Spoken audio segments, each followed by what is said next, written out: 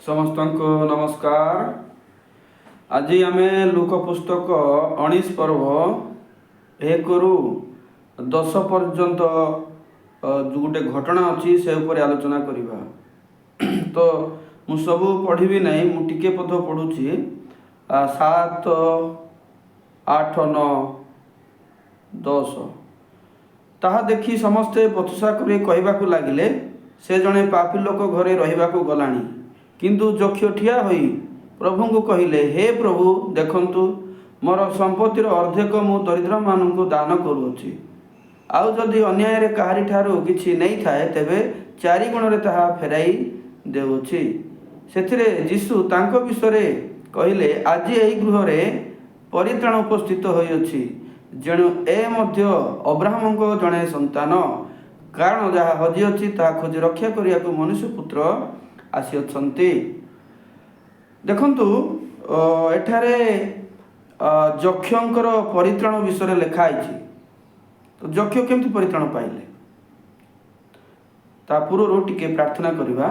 धन्यवाद प्रभु, सुंदर समय देइछ। आ तुमरो सत्यता जानिबा को सहायता कर, तुमरो मन को बुझिया पई सहायता कर। जेतेबेले आमे लंबा समय निजर मन द्वारा बंचुचु, तुमरो मन तुमरो उद्देश्य में बुझी पारुनु। प्रभु अनुग्रह कर तुमरो सत्यता जानिबा पई। प्रार्थना यीशु को नाम रे मागिलु, आमेन। देखंतु एठारे यीशु एवं तांकर शिष्य माने जिरिह नगर जिरिह रे प्रवेश करुछंती। जिरिह गाँ को जाउछंती। सेही समय जक्ष नाम रे जणे कर आदायकारी व्यक्ति थिले। से डिमरी गछ चढ़िकी यीशु को देखा चाहूँगी, जेहेतु से बांगरा थिले आ देखी पाऊ नांती। यीशु विषय अनेक थर से शुणी यीशु किए आउ से केमती काम करती तांकर ए प्रकार अनेक से शुणी। तो जो निकटवर्ती यीशु होती गाँ दे जाउछंती, तांकर गोटे इच्छा जात होती यीशु को देखवाई।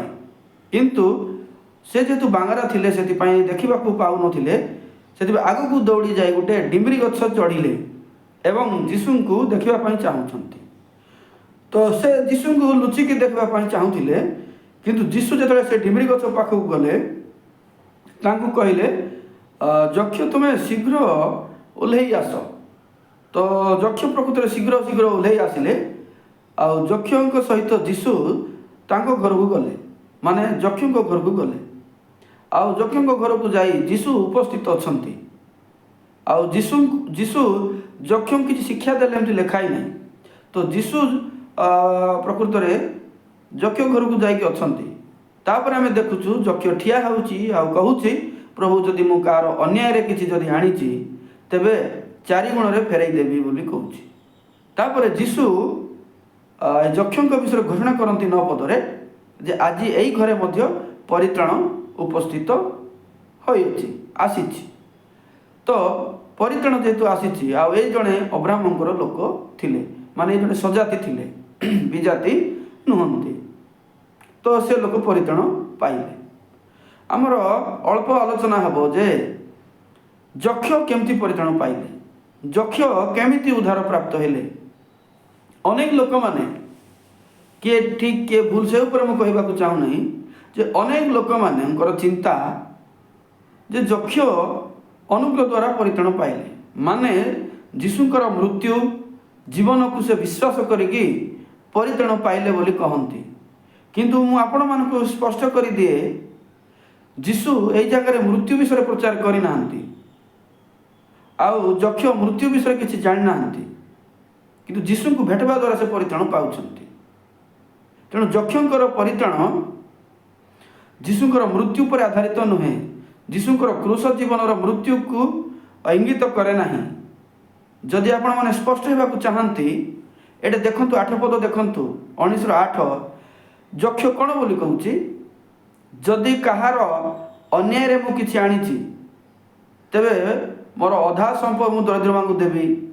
अन्याय रे जदि काको आनीची तार 1 गुण आनीथिले मु 4 गुण रे फेरेइबी। 4 गुण रे फेरेया पई से कथावार्ता करंती। आमे बेले बेले आम मस्तिष्क आमर विचार जो विषय थाए ना कि आम सेमती वाक्य बुझी था। किंतु बाइबल प्रत्येक पद आमको देखा पड़ो समस्त पद को देखा पड़ो एवं कौन कहूँ से अर्थ से बुझा पड़ो ये देखु से 4 गुण रे फेरैवाटा ज्ञान कौटू पाइला से 4 गुण से कहीं फेरैवा दरकार किए कहला जीशु तो किसी कही ना तुम 4 गुण फेराओ तुम्हें अन्याय आणिछ कही ना तो 4 गुण रे फेरैवार बुद्धि किए देला केमती जानला से देखो गोटे पद मु पढ़ी यात्रा 22 रो 1 यात्रा 22 रो 1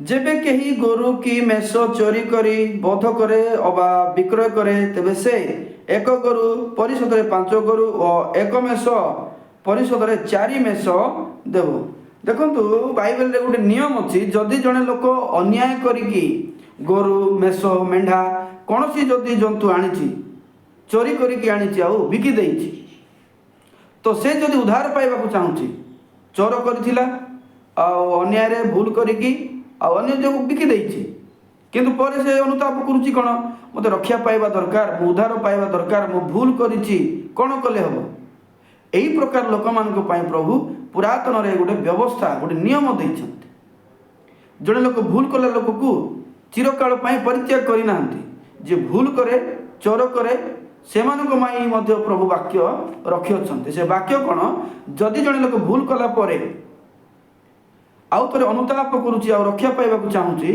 तापाई हूँ से 1 गुण जदि आनी 5 गुण कि 4 गुण फेरैकी से मुक्ति पाइब अन्याय रे भूल रे जदि आनी तेबे से केते फेरैब मुक्ति पाइबा 4 गुण कि 5 गुण तेबे से मुक्ति पाइब तो आपण मैंने देखते चिंता करूँ ठीक यही पद को ध्यान दिंतु 8 पद लिखाई जे यक्ष कहूँ कहार जदि अन्याय मु कि आनी तेबे कौन करी मु 4 गुण रे फेरैबी यार अर्थ कौन से केमती जानला यार अर्थ से भूल करिछि से मंद जीवन काटिछि अन्याय रे आनी से स्वीकार करुछि मु 4 गुण रे से मानकु फेराई देउ अछि लेखाई देवी लेखाई नहीं देउ अछि 4 गुण रे से फेरैबो ए 4 गुण फेरैबाटा होछि पुरातन नियमर एक व्यवस्थार अंश तेणु एठारे आम यक्ष को देखु से व्यवस्था जानी वाक्य जानी तथापि भूल करुले किंतु जिते जीशु आसिले तांकर हृदय बदलीगला मन चेंज हो गला तेणु से अन्यायर धन को निजर करने चाहिए ना अन्याय संपत्ति को निजर करने चाहिए ना बरं से कौन चाहिए मोर अन्याय धन निजर ना जीशु होती निजर मुझे अन्याय करते भूल करी तथापि मोर भूल देखिकी प्रभु मत घृणा करना जीशु मो घर को आसिले तेणु जीशुकर उपस्थिति ताकू बदल देला एवं पाप जोगु चोरी जोगु जो व्यवस्था पालन कर आवश्यक थिला ताहा से पालन करुछि अर्थ ईश्वर व्यवस्था भीतर को से आसुछि ईश्वर आत्मिक परिसर को से आसुछि ईश्वर नियम को से मानुछि तो देखंतु सेही लोक सेही दिन परित्राण पाउछि तो यही जिते समस्त विश्व से कला 4 गुण फेरैबार योजना कला जीशु कहले ये आज परित्राण पाइला आंग घरे आज परित्राण उपस्थित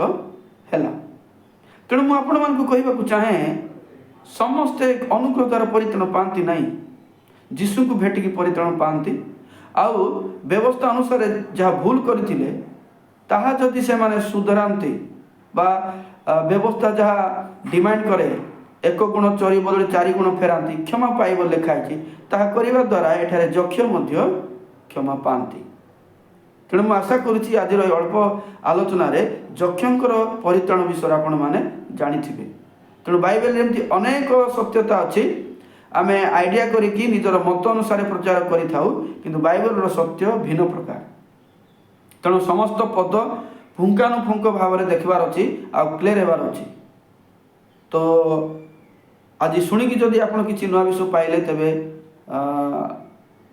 कमेंट करंतु आज्ञा माने नुआरे शुणुथिले सब्सक्राइब करंतु बेल आइकन को दबातु अन्य मानक भी शेयर करंतु एही सत्य प्रकृत में समस्त निकट में पहुँचबार आवश्यक अच्छी आ बाइबल आम समस्ते शिखिबार आवश्यक अच्छी मु आशा करुच्ची आज शिक्षा समस्त आशीर्वाद हो एतिक रोचे समस्त को प्रेज द लॉर्ड।